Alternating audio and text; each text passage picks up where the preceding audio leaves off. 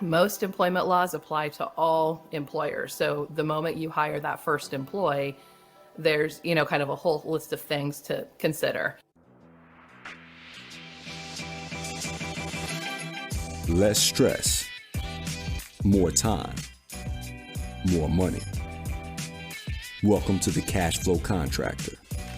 Interview.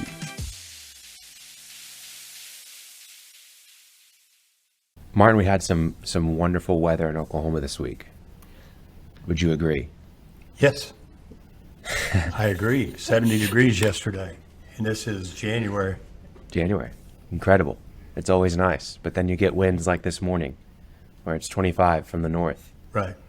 You lose 30 degrees. It's not fun. 2 weeks ago, 2 days before Christmas, we were heading out to Boise, Idaho for a Christmas vacation. Standing in my driveway at 3:30 in the morning, it was 39 degrees and balmy. It was humid. I didn't even have a sweater on. By the time I was 7 miles north, it was 24 degrees and there was a 20-mile-an-hour wind. By the time I got to the airport, which is 21 miles away, it was 14 degrees. We had a front go through. Man, things change fast. And I think as a segue for us, right. Things change fast as a business owner. And one day you're running by yourself, then you've got an employee, then you may have 10, 50, and you have no idea what you're doing.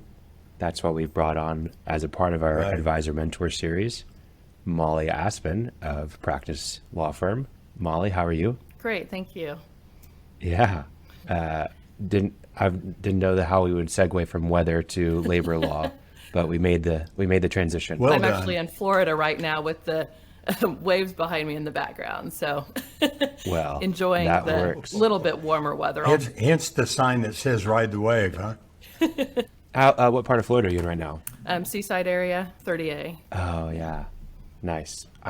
We go to Blue Mountain Beach, which is right around there, every July, which is not a great time to be there. Yeah, a little busier at that time. It's really nice. Busy now, and hot. And you just have kind of the winter people down here. Yeah, that's good. Well, Martin, why don't you tell us a little bit of how you met Molly and how she's helped some of your clients? Well, I met Molly. We did a workshop in Tulsa, Oklahoma, which I think you live in Tulsa, correct? I do, yes. And she did a great job talking to a group of contractors. Talked for about 2 hours and could have talked for 22 hours, no end of the questions and the topics that came up. To give you a case in point of why this applies to the mentor and advisor and mentor series, I have a client right now who's working with Molly, and I met with her last week. She has a difficult problem with an employee that she wants to terminate in another state and didn't know how to go about it, was angst-ridden, trying to think how to do it. She just calls Molly, and Molly says, you need to do this, you need to do this. I will have you a letter, email, on Friday that'll tell you what to say and do, and then we'll go this long, and then termination will be problem. My palpable relief, because my client just quit worrying about it, got back to work and said, I have my marching orders, and if this employee were to do something, which I doubt he will, I have an attorney who's already understands what's going on, that you call up and say, hey, this happened, what do I have to do now, right? So just the relief of that burden of trying to do things like write your own HR manual, understand how to do terminations, interviews, hiring people correctly. Business owner, you're not going to be very good at that. And what I hear a lot are people who say, well, I have an HR manual. My husband or my wife got it from where they used to work at Ford Motor Company, and we're just copying it and adapting it. And that might not be the best way to go. So anyway, that's the premise for this whole thing. That's how I met Molly. She's done a great job with the people I've introduced her to. Well, Martin, I see why there were so many questions, because I have so many questions, because I have no idea really even what labor law is. Molly, what is labor law for everyone out there, and how did you get into it? Well, what is labor law? That's a big question. So I'll switch to the back end of it and start with how I got into it. when I graduated law school, I knew I wanted to do something where I worked with clients on a regular basis.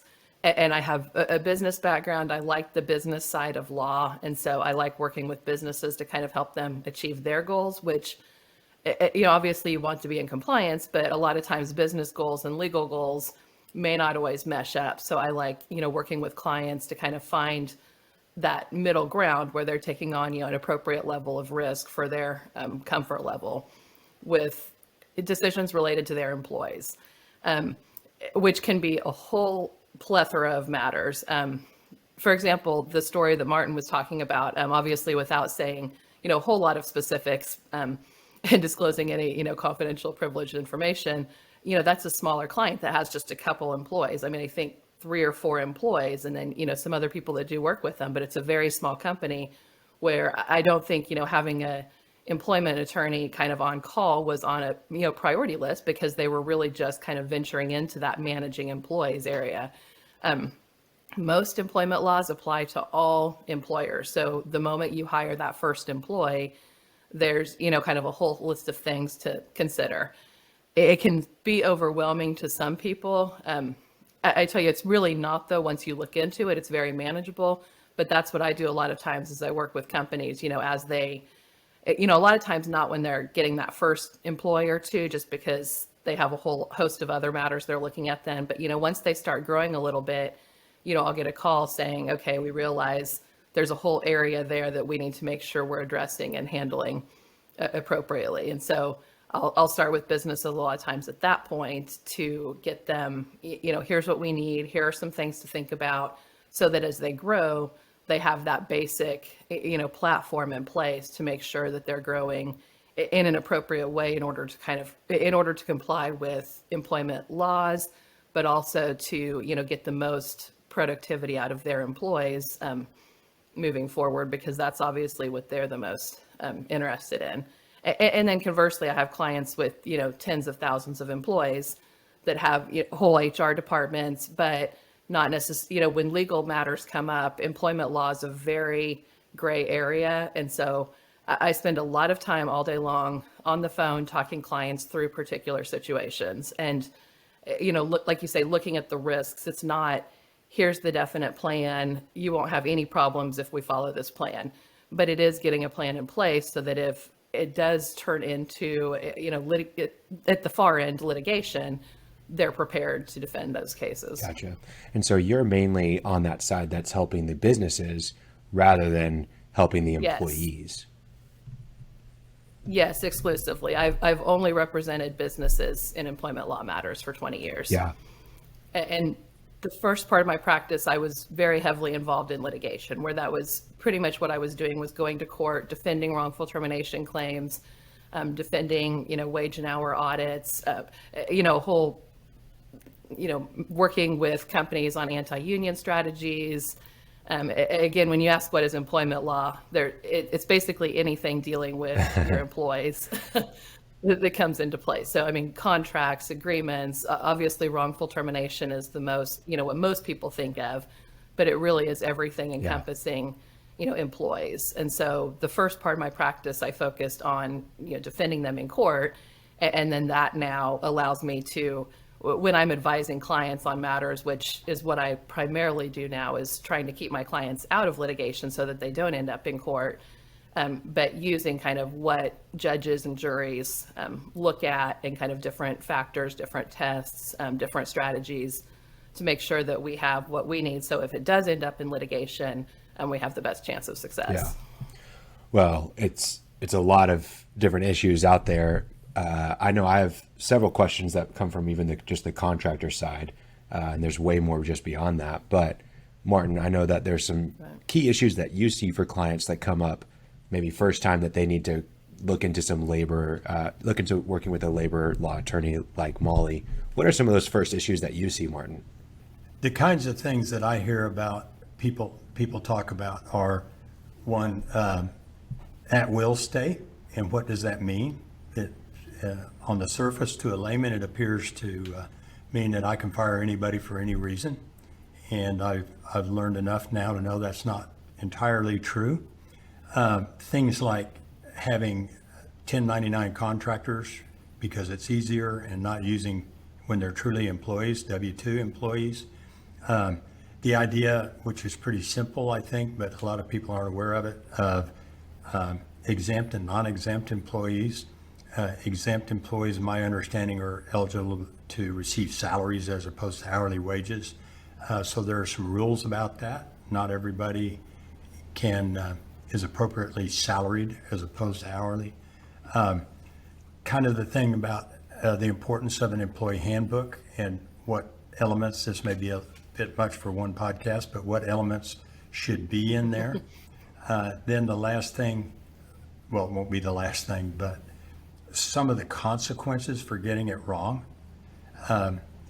It's not just okay sometimes. I have a couple of articles called Surprise on my website, and they're about things that happened and the consequences for somebody that said, of course I can, and then they found out, oh no, I can't, and it cost them, in certain circumstances, hundreds of thousands of dollars. I have a client right now who is looking at potentially $1 million worth of penalties for they have a large number of employees and they haven't necessarily been doing it right. So some of the consequences. So those were specific issues: at will, exempt, non-exempt, 1099, W-2, the importance of a handbook, and then maybe some of the consequences. It's worth it to hire a professional to help you. Well, let's start there, Molly. That's one of the main questions that I had for a contractor as well, is that 1099 W-2 conversation. Okay. What qualifies as an independent contractor? What doesn't? What needs to be employee? What are the repercussions if you're not doing that correctly?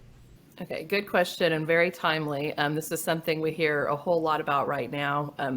A new rule was issued with the Department of Labor last fall, I think October, maybe somewhere in that time frame. I say new rule, it's not necessarily a new rule. And I say that because it essentially rolls back some guidance that came in place during the Trump administration and takes it back to what it was previous to that time. So the 1099 employee issue is something that can vary drastically depending on the political climate and the current political landscape. And it's something now that, while there was a big push for enforcement of it, 5-10 years ago, it hasn't been enforced as much. There haven't been the people on the ground really going in and auditing businesses to look at it. Whereas now, I think the trend is that that's definitely picking up again. When you talk employee versus independent contractor, there's a whole lot of different tests for that. Typically, it comes down to a multitude of factors, but the particular test depends on the particular situation you're looking at it for. For example, the IRS has one definition of employment contractor and, a list of factors they look at when they're looking at to make sure that they have employers, properly withholding taxes on their employees. The Department of Labor, has a different test for independent contractor.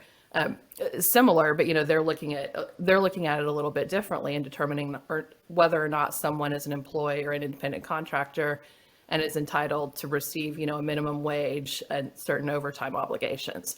The National Labor Relations Board has a different test. Courts use different tests in looking at liability under different employment laws, and that can vary based on the jurisdiction you're in. So the first question you're looking at is really, why am I looking into this and what particular analysis am I using? I say that because there's here are the 45 factors you look at in determining independent contractor, because there may be in one situation, but they may vary a little bit in another situation. Once you look at those factors, you then have to look at how that agency has interpreted those factors in the past. That sounds really complicated, but to pull it kind of up out of the weeds, it's really not that difficult, because when I speak with a client, for example, I'm asking them questions, is this an individual? Are they working for you 40 hours a week? They've been on you've been paying them as a contractor 40 hours a week for the last 2 years. They don't work for anybody else.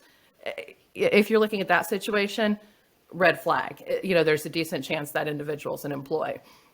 It's usually not that clear cut. It's usually, someone is performing work for 20 hours a week, but they are advertising to other individuals, but they don't or other clients, but they don't necessarily have any other clients. They're performing work exclusively for you.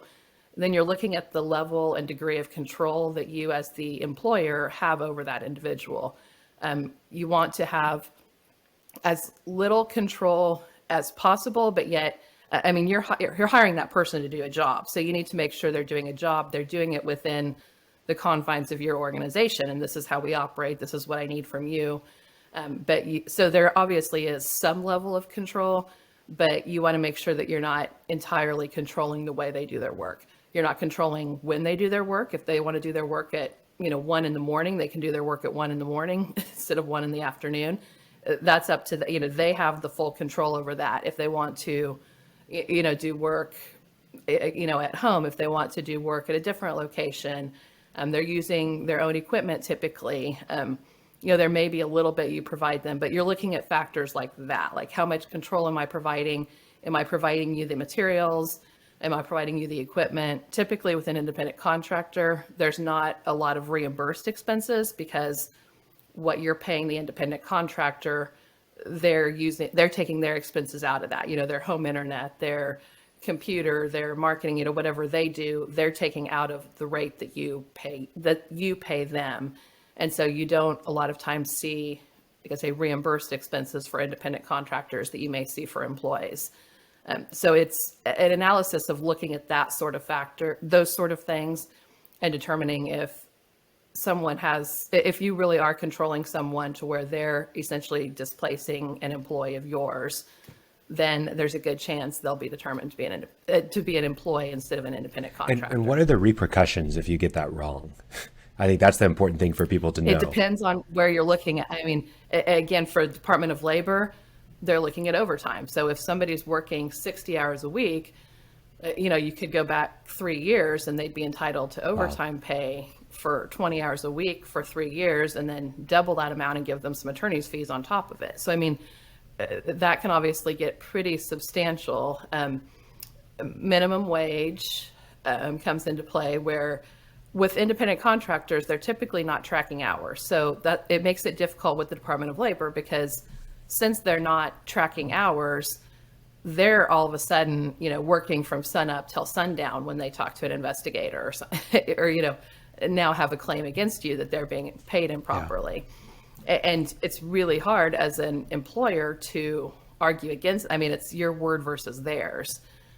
And you don't really know when they're working because they're probably not working on site for you as a contractor. Yeah. With the IRS, you're looking at responsibility for, withholding taxes that were not withheld, which you're withholding them from the individual. But if it's because you misclassified them incorrectly, then it falls on the employer, because it's the employer's obligation to withhold those taxes. Yeah. And that's a huge one, because that can really rack up quick. Absolutely. Yeah, for sure. And then just the employment laws, because a lot of times when you're looking at handling matters with an independent contractor, in your mind, you're thinking, oh, they're an independent contractor, I don't need to worry about this or that because they're not really an employee of mine. And then if they're determined to be an employee, now you've handled something differently than you would if they're classified incorrectly. Yeah. I think Martin mentioned employee handbook earlier, and I think that's a good place to kind of take this next, because we can go through all of these different laws and acts that have gone into place over the years, everything from OSHA to ADA to FMLA, all those kinds of things. But I think your employee handbook, you can tell me the purpose of it and why it's so important, but I would say it's probably so you're covering all of those bases at some point to your employees, and it's out there and you have a policy on it and all those kinds of things, right? Absolutely.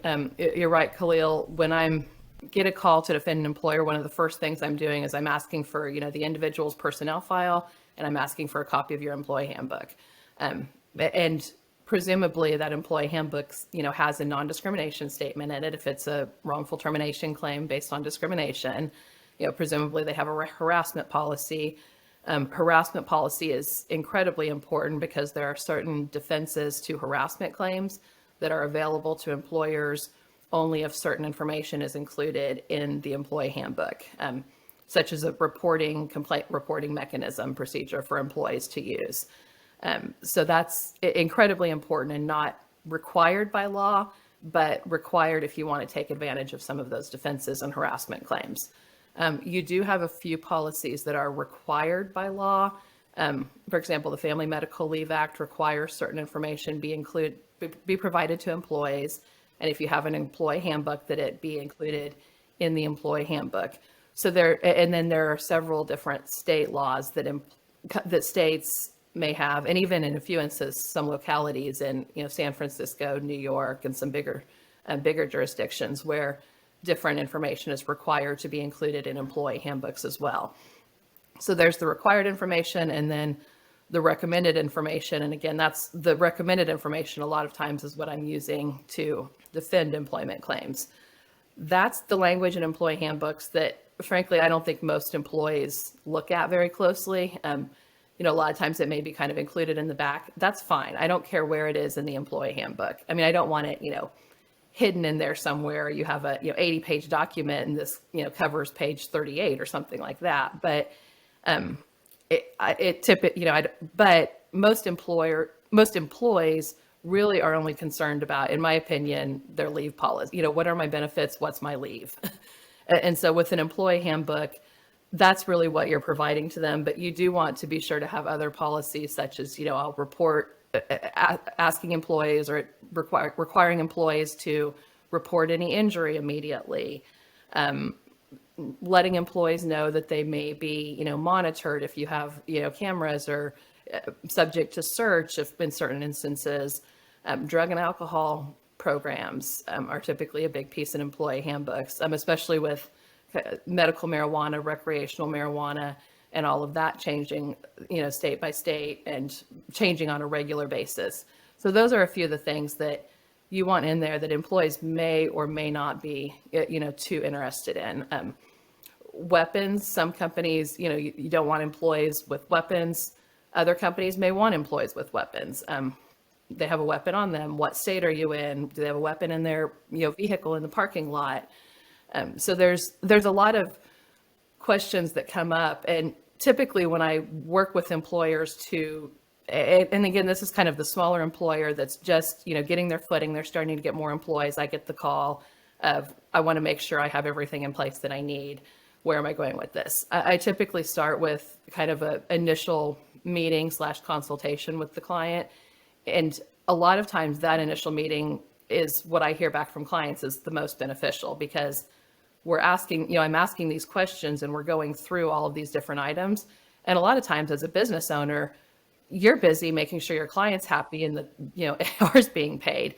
You're not thinking proactively about a lot of these, kind of what I say employment issues or, ancillary employment issues. And so getting kind of that premise in place, knowing, oh, if this comes up, I need to think about this, or I may need to call to check up on and make sure it's okay to do it this way. Just being aware of some of these issues out there is probably the most important part of the process for a lot of smaller business owners.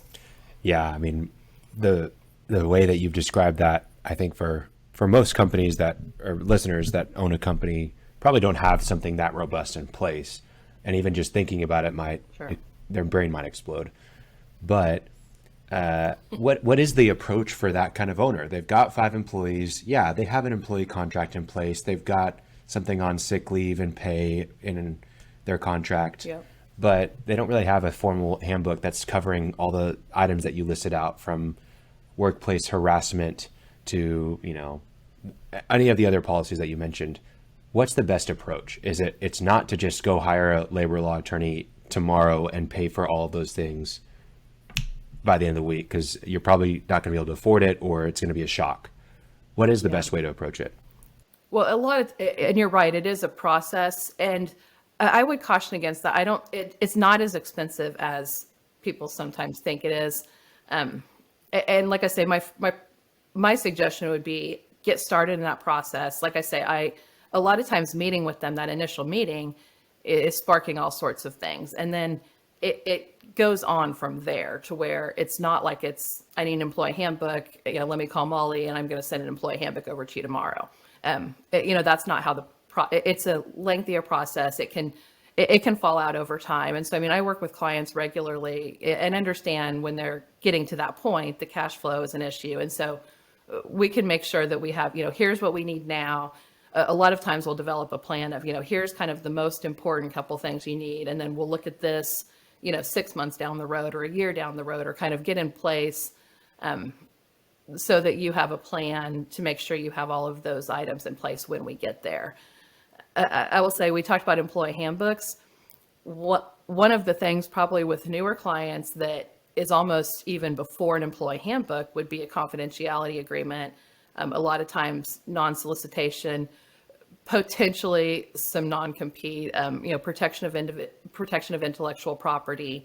A lot of times those are big concerns of clients that they know about or are not necessarily on their radar. Would you explain the difference between a non-solicitation and a non-compete? Because there's quite a little difference there, correct? They're not the same thing. There is, and correct. I kind of put everything under a restrictive covenant umbrella. So in my mind, when I say restrictive covenants, I'm encompassing confidentiality agreements, non-solicitation agreements of clients, non-solicitation agreements of employees, non-compete agreements, protection of intellectual property. I'm including all of that kind of under the term restrictive covenant. But you're absolutely right, Martin. Those are all very, very specific terms that have very different purposes. In Oklahoma, a lot of times, I'm not sure where a lot of your listeners are, but in Oklahoma, I'll hear people constantly say, non-competes aren't enforceable, so we can't have that. That's true. There is a statute in Oklahoma that says that the courts are not to enforce traditional non-compete agreements because it prohibits employees from engaging in their work. A non-compete agreement is saying you can't leave my company and go work for a competitor to me. So a lot of times, because that employee is trained to do the job for you, and so the courts in Oklahoma at least say you can't prohibit them from going and doing that job for a competitor. Most of the time, though, what clients are really seeking is not a non-compete, it's actually a non-solicit, where I'm okay if they go work for a competitor. I mean, I'm not going to be happy, I've invested in them and trained them, but I'm not prohibiting them from going to work for a competitor, but I need to prohibit them from taking information that they've learned from me. So the confidentiality piece, but then the big part, the non-solicit. So I don't want them to go work for the competitor and start calling up all their clients they deal with and try to get my clients to go to the competitor instead of working with me. You can prohibit that with a non-solicitation agreement. Similarly, I don't want them to go work across the street for my competitor and call up all their, their friends and their, good employees that I have that I've invested in, have them go work for the competitor, say, hey, they're paying us $1 more over here, come work over here. And so you can prohibit your employees from doing that as well. This is typically a separate document. An employee handbook probably will have a confidentiality provision in it, but the employee handbook is by name for employees.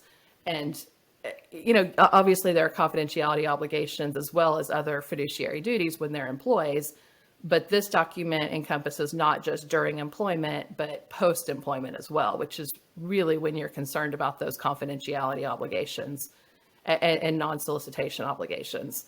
As well, depending on the industry, if they're, developing certain process, if they're developing any sort of protected intellectual property for you, then obviously most companies where you have employees who are developing intellectual property are fairly savvy, and that's, their main concern when they get started is, how do I protect this? I'm paying this employee to develop this information. I need to make sure this information is the company's information, not the employee's. But there may be, intellectual property your employees are doing that you're not fully aware of. And so it's helpful to at least have some of that language in that, confidentiality, non-solicitation agreement as well. So I know I kind of took a different angle to your question, but like I say, really the first call is not just let me develop an employee handbook, but it's let's get a plan in place so that we have what we need as a company in order to kind of grow our employee base and make sure that we're doing so in a responsible manner. Yeah. I think there's so many contractors out there that don't have a contract in place for their employees or non-confidentiality agreement. And it's like, oh, I need that. I just hire them, I pay them, but it definitely gets a lot deeper than that.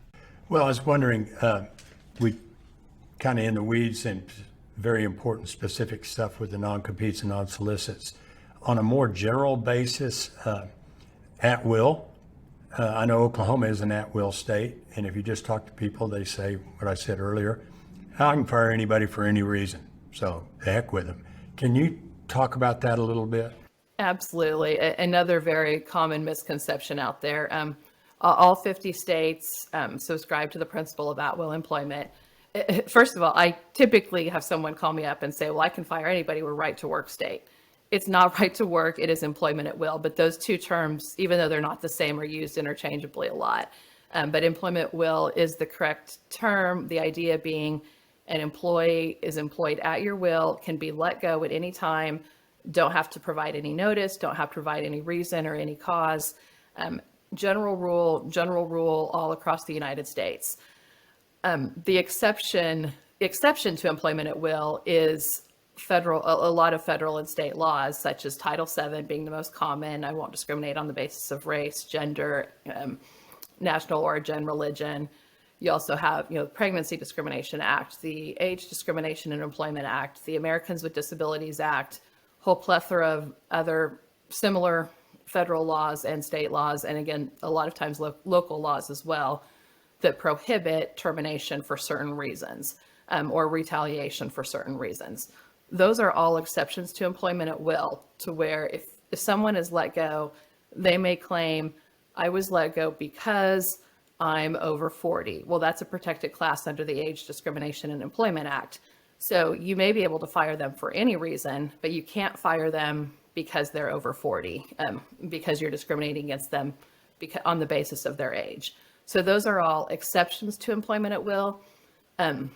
Going back, though, to even get to employment at will, the idea is that there's no employment contract. And so a lot of times there's confusion, because if someone has an employment contract, they may say, well, I'm not an at-will employee, I have a contract with you. An employment contract that is not employment at will is an employment contract for a specified term, for a period of time. So a lot of times it's with your higher level, your C-suite level executive employees, employees you may recruit that have a particular talent. They may be provided an employment agreement that says, I will work for, it's the 1-year term, or it's an automatic renewal, or a 3-year term. And a lot of times there's a severance provision in there or something, because someone came from another company and so they want some guarantees. You're not going to fire them next week, or you're not going to sell the company and they're out of job in a year. And so you have employment agreements for a specified term. If you have an employment agreement for a specified term, that individual is not an at-will employee, because that individual is a contract employee under that employment agreement. What you see a lot of times now, though, is employment agreements that companies will have with individuals or with its employees that say in the agreement, this does not alter the at-will employment relationship. So that's the reason that language is important, because if the employees have a contract for a period of term, or for a term or a particular period of time, they're not considered at-will employees. So you want to make sure that you're not putting anything out there to your employees that make them think they have guaranteed employment for a period of time. So that can come in the form of, this is you'll be paid this much per year. In the offer letter, I'll see, you'll be paid this much per year. Well, no, you're not paid that much per year. You're paid on a biweekly basis at this amount that may total this at the end of the year. But you want to make sure that you're not putting anything in your communications to employees that make them believe they have some guarantee or expectation of employment for a specified period of time. Because if there is, then they're an employee, and I say contract employee, not independent contractor, but they're an actual employee of you by contract, and at-will employment doesn't come into play at all. That is just a perfect subtlety where you need competent people advising you. But it also brought to mind something that's happening with two of my clients. In this day and age, a lot of times people are offering signing bonuses to come work for me. Yeah. And if you say, hey, I want you to come work for me, I'll give you $5,000. Can you recover that? If they don't, how would you handle that? And specifically, if they leave in 6 months and the deal was for a year, can you recover it? Legally, potentially, yes. Will you actually see any of that money back? Probably no. And I say yes, but that's with certain mechanisms in place.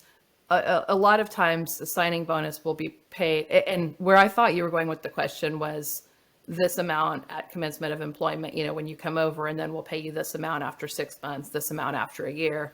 And again, you just want to make sure that that language is structured so that it doesn't guarantee, or the employee doesn't have some guarantee they will be, employed on that date in the future.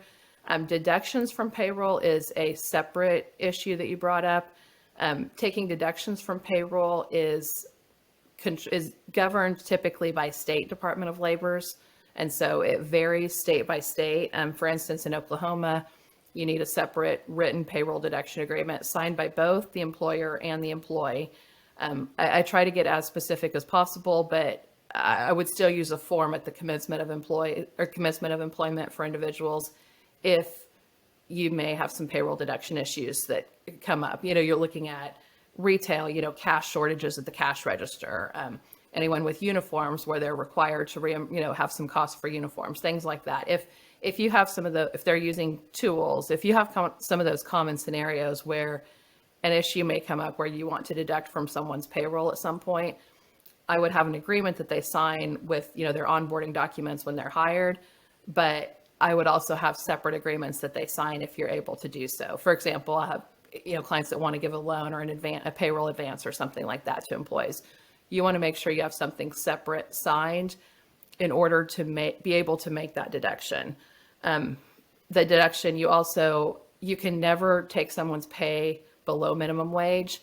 So even if you have everything in place and you are able to deduct appropriately under, your state laws, you still can never deduct to where an individual is not receiving at least the minimum wage, the federal minimum wage for the time that they work during a particular time period.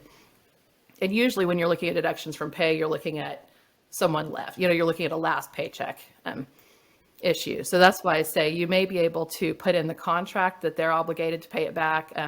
You see that with, tuition reimbursement or, clients that have a significant expense to onboard employees, as far as certification or trainings and things like that. You'll see agreements of that sort that say, the employee is obligated to, pay this back. But like I say, actually collecting that money back from an employee after they're gone is very unlikely. If you have the employment agreement, if you have those agreements in place, you can seek it against the employee, but a judgment is just a piece of paper. A judgment is not money in your pocket. Yeah. And if they're a former employee, which they usually are, seeing any of that money back typically is not It's really happening. difficult. One thing I wanted to ask you is about some examples of, clients that have, if they would have had the employee handbook, they would have been in a much better place. If they would have had the confidentiality agreement in place, then we wouldn't have had to deal with this litigation or this issue. What are some of those examples that you see in the small business world? Well, the non-solicitation or the confidentiality piece, employees have an obligation of confidentiality with their employers, but there's no kind of post-employment obligation that employees don't solicit clients. So, a lot of times when I get the call from a new client, it's already too late. Employee left, they went across the street, are working for a competitor. They're, sending letters to all of your clients. What can we do? This employee's been with us. They didn't even know these clients. We introduced them, we introduced this employee to these clients when they worked with us. Now they're trying to steal them away. Unless you have an agreement in place, you really don't have any recourse against that employee or any ability to seek any recourse against that employee because they're not doing anything illegal. Nothing says they can't call those clients unless you have an agreement in place that prohibits them from doing so. So that's one of the kind of easy areas to show that of, at that point when you're calling me, it's too late. We can get something put in place for, current employees and new employees, but if it's not already there, there's no way for you to go, do anything to try to prevent that former employee from calling your clients or your employees, whatever the case may be.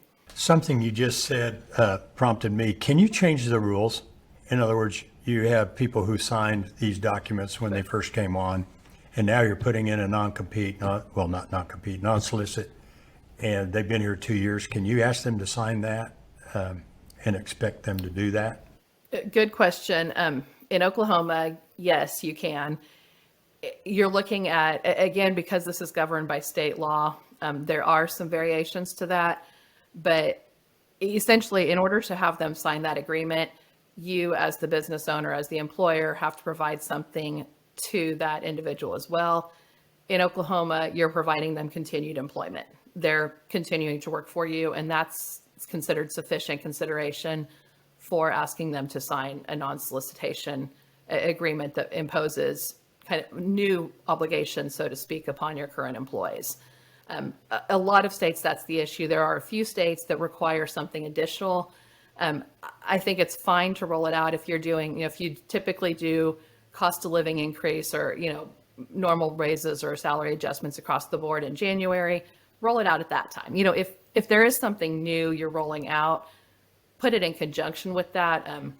It's additional consideration. So even though continued employment is sufficient consideration in Oklahoma, it just bolsters the case and adds even more.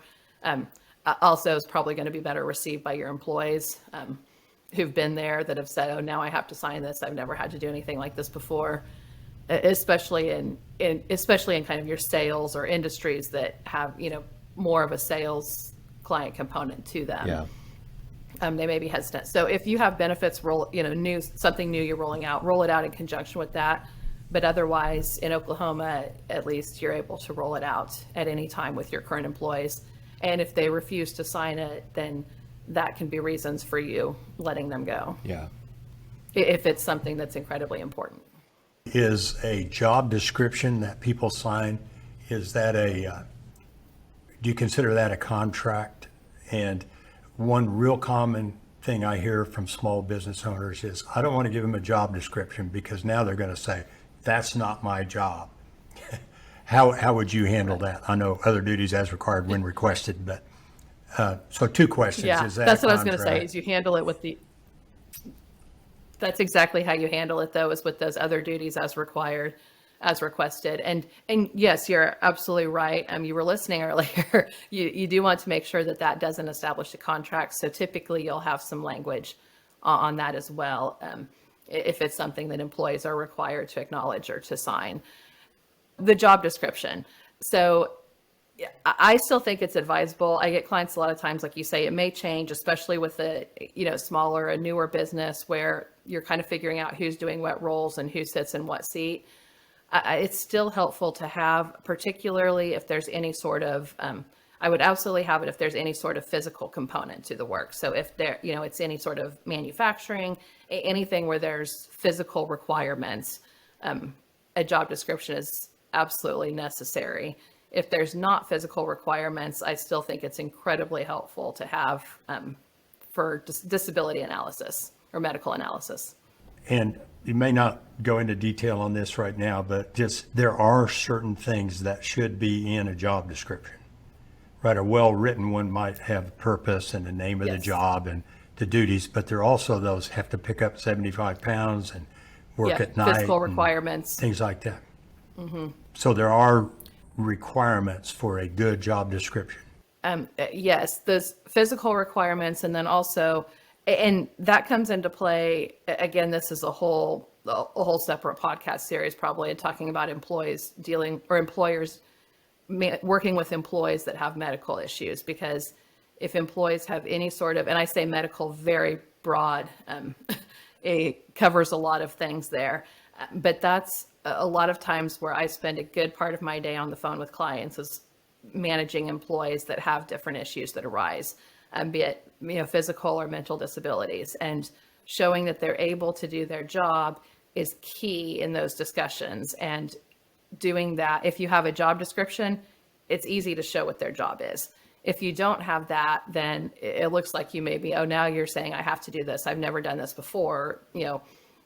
Joe that works next to me has never had to do this. Now you're telling me I need to, or I didn't know that was part of my job. When I was hired, I thought I could do this, or this was my impression. So having a written job description, one, prevents that confusion and provides some clarity to employees about what the expectations are of the job. And then two, is very useful in determining and kind of working with that employee in any sort of medical related inquiries or discussions related to any physical or mental disabilities. I've got a few hypothetical things that will happen at some point in some company's life, but just from a small business labor law perspective, we're seeing potentially recession for 2023, if depending on who you talk to, and depending on what industry you're in. How do you handle, obviously you see these layoffs that are happening at huge tech companies, and they have entire teams of labor attorneys on their, on their companies. But if you did have to do a mass layoff for your company and let go of half of your people, how is it different for the small business owner? What's feasible for them, and what are they actually required to do in those circumstances? Sure. Well, for the small business owner, there are not a whole lot of legal affirmative requirements. And I say that because the WARN Act applies to certain employers. And so if employers have above a certain number of employees or are closing a plant that's a large part of their business and has a certain number of employees, there's different thresholds for the WARN Act to apply. Then employers are obligated to provide notice to the employees that this may be happening, as well as to state and city officials usually of impending layoffs. That's of a larger stage. So the layoffs you're reading about in the news, those are all subject to WARN Act requirements as well. Most small businesses don't have WARN Act requirements. So then you're just looking at, one, do I have any contract requirements? Do I have employees that have severance provisions in employment contracts they have? Do I have, sometimes I'll see handbooks that have severance provisions in them, which should not be a thing, but they're out there. And so do I have anything in my employee handbook that obligates me to provide any sort of severance? Then is there a reason to provide severance? A lot of times if it's a RIF or a layoff, not of the employees, doing, where the company's having, the numbers aren't there and they don't have the financial resources. And so a layoff is, and usually I've worked with them up to that point to try to do other things to get them in place before you actually get to the layoff, early retirement incentive programs, things like that. But if it is to a point where we now have to lay off individuals, you just want to make sure you do so in a legal, and by that I basically mean non-discriminatory manner. So, you're not laying off your 3 oldest employees or your 3 females, your 3 minority, the person that had a workers' comp claim last year and 3 other people in a different department. You want to make sure that there's, that it's applied consistently. You're looking at, a lot of times years of service, pay, the job, the particular departments, and the organization of the company. So you're looking through you just need to be cognizant and work through those issues. Depending on the size, I see a lot of spreadsheets of here's our current employees with, their age, their gender, their, kind of going through your protected categories. And then, here's our proposed, individuals to lay off. Now here's what our new, average looks like in all those categories, and make sure that there's not a whole lot of variance among those categories. Again, depending on size, that's probably not necessary if you're looking at, 15, 20 individuals or less. But, beyond that, I think it's helpful to have that sort of analysis to make sure there's no, unintentional discrimination that's occurring as well. And that's where you get a lot of issues where there really may not be intentional discrimination, but then when you actually look at the numbers, it makes it really hard to defend if the numbers don't support that.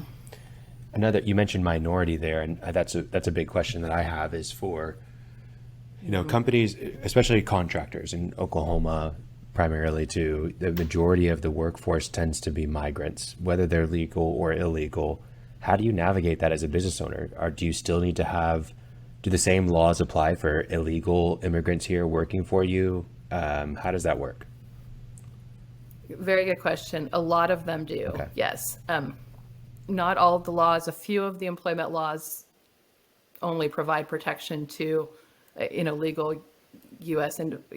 employees, but a lot of them apply to illegals as well.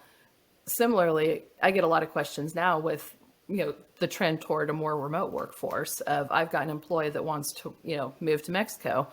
It's cheap. There's a whole plethora of people. It's cheap to live down there. I can keep working for you, doing the same thing I'm doing now, work remotely, my salary in Mexico, I'm, top 1% easy. And so there's also a trend of employees wanting to work, elsewhere. And you asked about U.S. employment laws applying to people working in the United States. A lot of U.S. employment laws also apply if you work outside of the United States, if you're working for a U.S. company, but you may also have employment laws in that jurisdiction. So for example, Mexican employment laws or Israeli employment law, every country has its own set of employment protections for employees that some vary drastically from what we have in the United States. And so if you do have employees in those scenarios, you need to make sure before kind of permitting them to do so, that you're making sure you're complying with employment laws in those jurisdictions as well.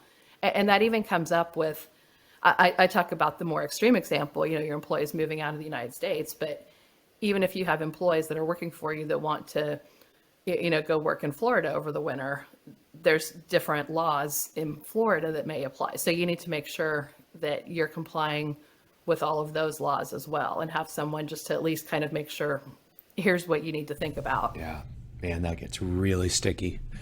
Really, really sticky. Yeah, multi-jurisdictional employers that have employees in multiple different states and multiple different countries is a whole, like I say, a whole plethora of other issues. Something you said a little earlier reminded me, a lot of times when people are laying people off, they have no severance package, but they feel bad. Mm-hmm. And so I'm going to give you a couple of $1,000. One of my companies a long time ago, I was told, don't do that. You just establish, well, I want to give her, because she's a single mom, I want to give her $3,000. But old Bob over there, he can be working tomorrow. I'm not giving him anything. Can you talk a little bit? Do you set a precedent when you do that? You can, and again, different scenarios. If you're looking at laying off, well, are you laying off one employee and you're saying it's a layoff when it's really just an employee you're trying to get rid of, but you have some concern about getting rid of them? So, I'm just going to lay off and not have that position anymore.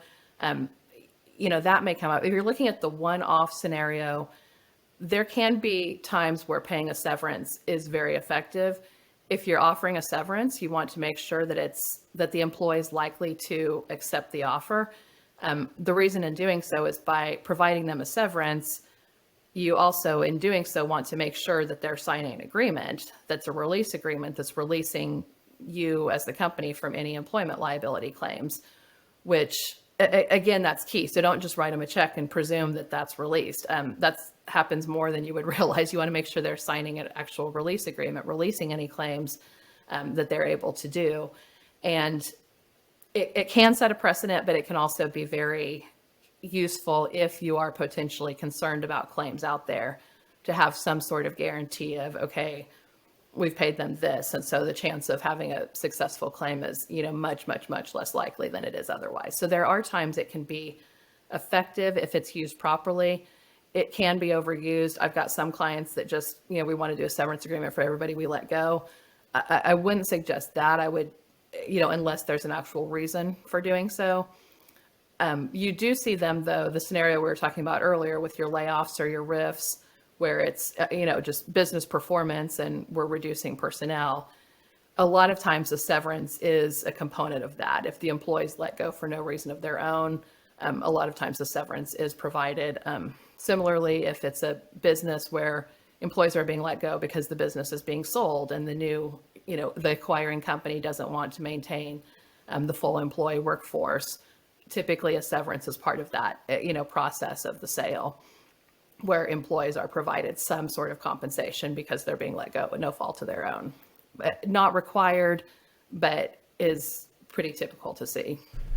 Well, I think all of our listeners learned at least one thing today, but I think the biggest takeaway for me, if I had to give one thing, would be, hey, speak to an advisor in this, speak to Molly Aspan, speak to somebody else, but go get some information from somebody on where you stand, particular to your situation, your amount of employees, types of employees you have, what state you're in, all those kinds of things, where you're at.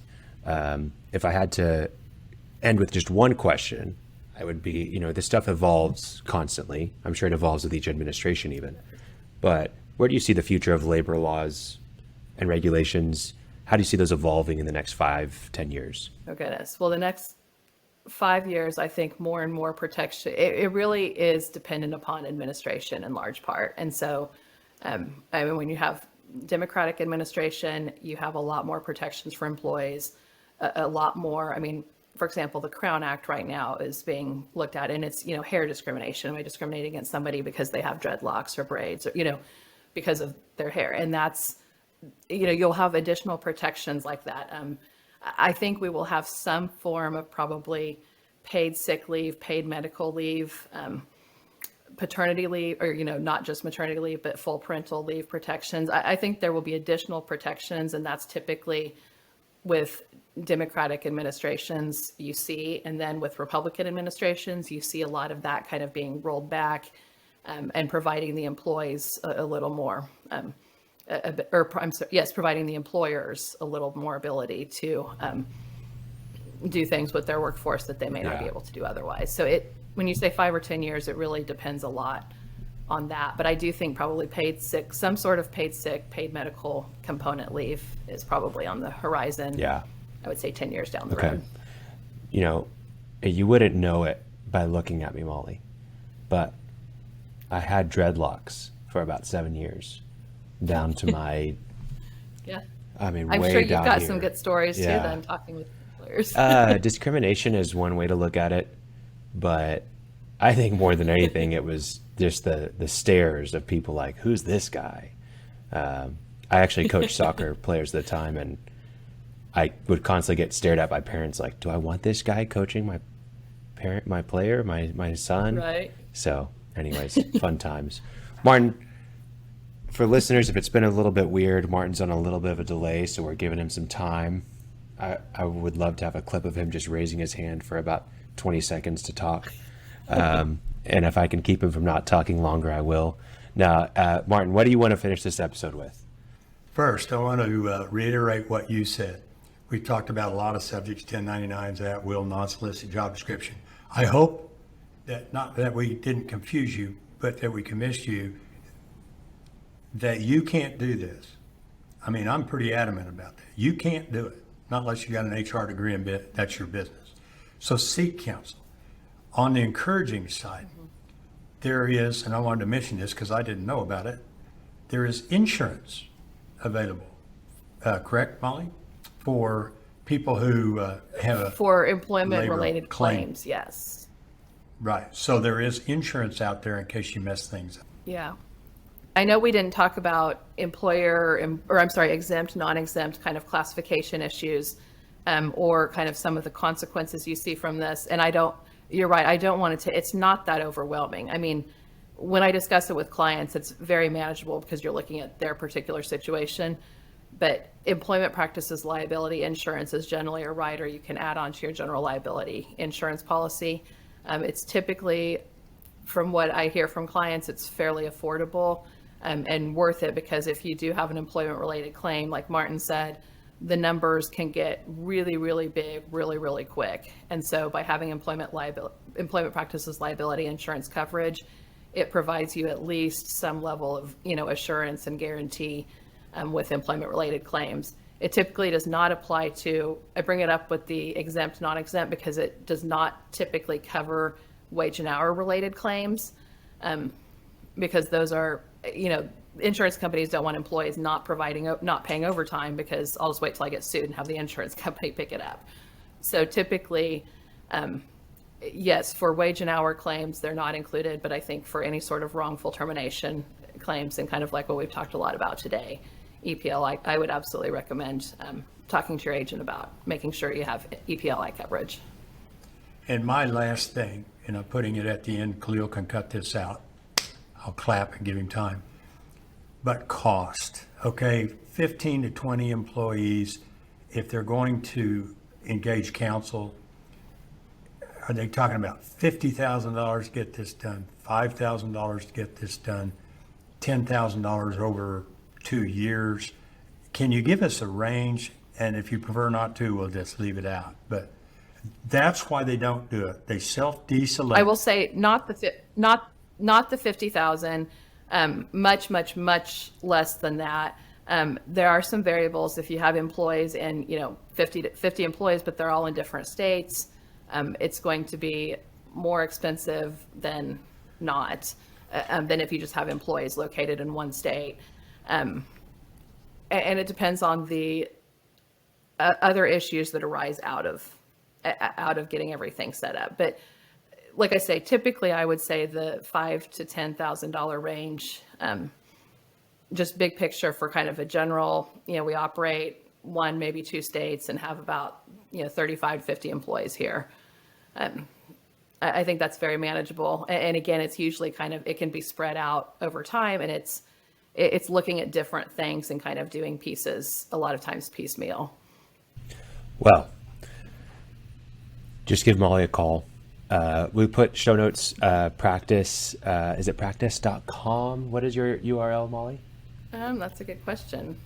Practice.com, Yes, Practus, kind of like cactus, but practice. Yes. In the show notes. You can get in contact through there. Anywhere else people can get in contact with you, Molly? By email or the phone numbers listed on my website. Those are really the best ways. I will say as a follow-up, don't let the cost prohibit you, because I put those costs out there as kind of going through employment documents, making sure all that's in place. But once that's done, most of what I'm doing, like I say, is talking on the phone. And I have clients constantly tell me, talking to me for 30 minutes or an hour before making employment decisions can save a lot on the back end. And so that's typically just kind of an hourly rate, but and very, very affordable for clients to do that kind of preventative talk. So we're talking about kind of employee handbooks, documents, things like, full reviews. But if something comes up or if there's an issue, feel free to call, because like I say, it's usually just a phone call. Yeah. Well, great. Well, we've really appreciated having you Yes, on. Email and phone is the best way to contact me. Terrific. Well, yeah, we really appreciate you having you on, and thanks for your time and for answering all of our questions. Yeah. Of course. Thank you for inviting me. Absolutely. Enjoyed Thanks it. for being on CFC, Martin. I'll hold up my peace sign for about 10 seconds to you so that you can see it. Just kidding. Take care, everybody. Thanks for listening to The Cashflow Contractor. Check out our website in the show notes or visit thecashflowcontractor.com.